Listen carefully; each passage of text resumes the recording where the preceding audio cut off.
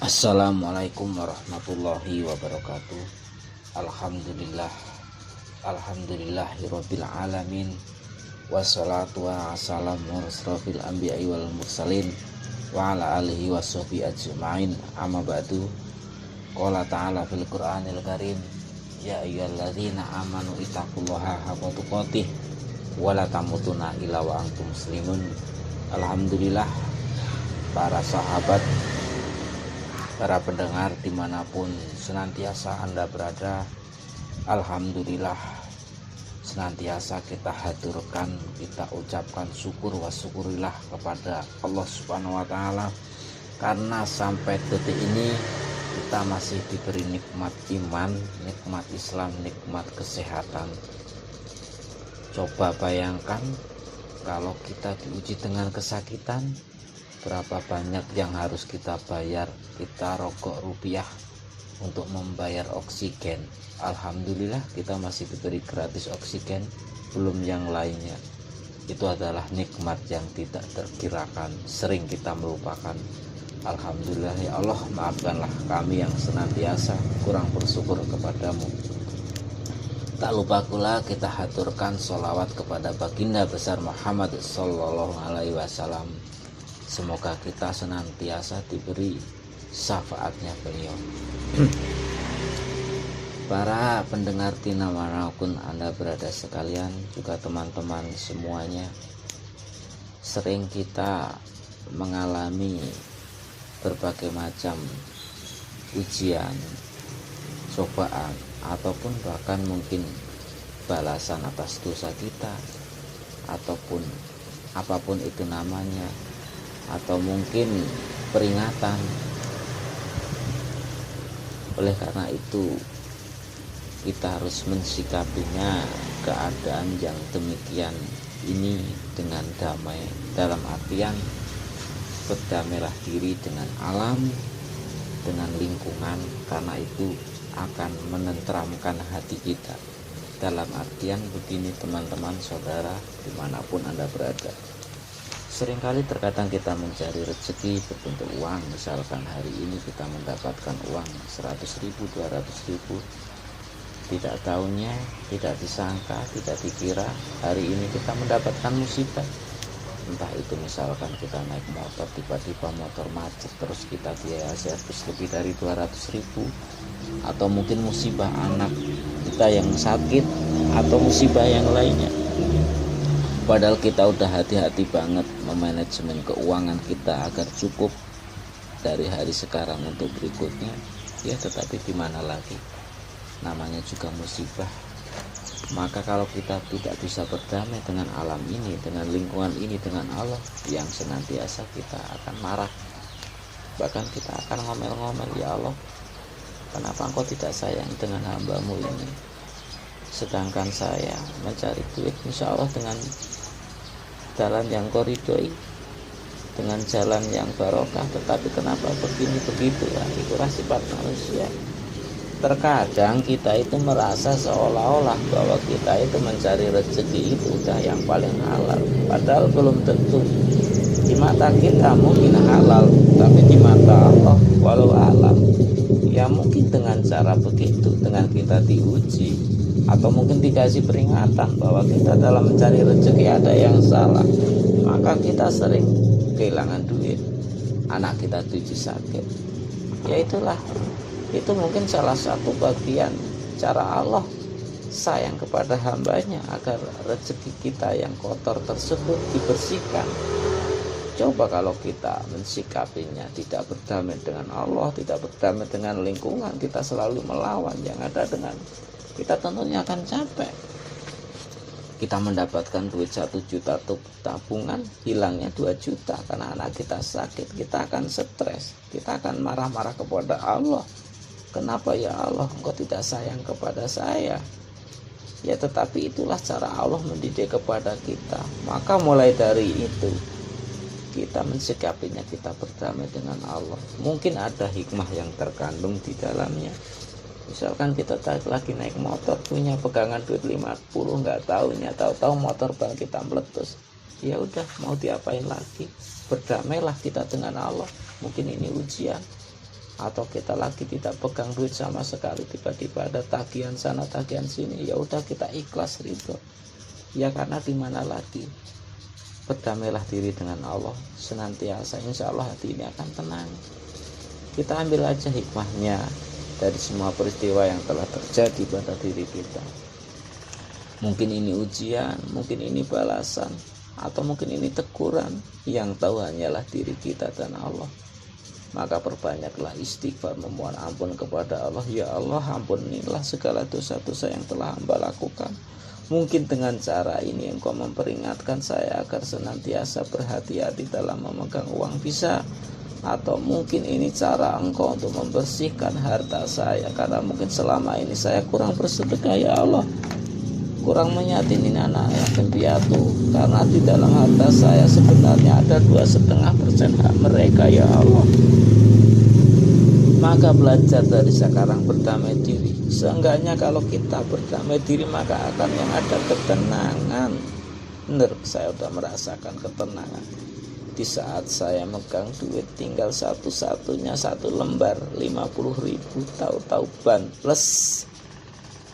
Alhamdulillah ya Allah, ini cara Engkau mengajarkan kepada saya kesabaran, ketabahan, dan juga mungkin ini cara Engkau membersihkan. Ya udah kita ikhlaskan.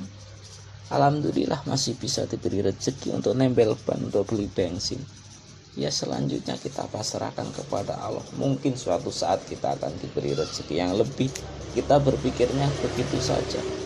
Berdamailah dengan lingkungan. Semua yang telah terjadi di dunia ini tidak lain, jangankan masalah harta, daun tumbuhan aja rontok, satu aja tumbuh daun itu udah karena perintah Allah. Jadi tidak ada yang tidak sepengetahuan Allah.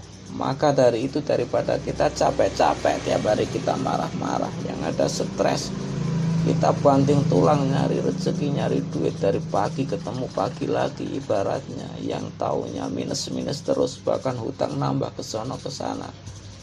Kita merasa seolah-olah kita paling pandai, kita sering melupakan Allah, sering lupa bersedekah. Maka dari itu kita berdamailah dengan lingkungan. Kalau mungkin hari ini kita masih pas-pasan, belum bisa nabung, ya mau gimana lagi. Yang penting kita udah berusaha untuk menabung untuk ke depan. Tetapi kalau emang Allah punya rencana lain, mungkin di dalam kita mencari rezeki ada hal yang mungkin haram, atau mungkin remang-remang, atau mungkin kita selalu berdoa, ya Allah berikanlah rezeki kita yang barokah, ya mungkin itu cara Allah untuk membersihkan harta kita. Sudahlah, nggak usah disesali, ambil hikmahnya saja, kita syukuri saja. Insya Allah toh suatu saat Allah akan menggantinya rezeki tersebut dengan yang lebih baik. Lebih baik berdamai dengan alam sekitar, dengan Allah, daripada kita selalu biasa memaki-maki, bahkan kadang kita memarahi anak kita, istri kita, karena apa? Perbuatan kita yang salah.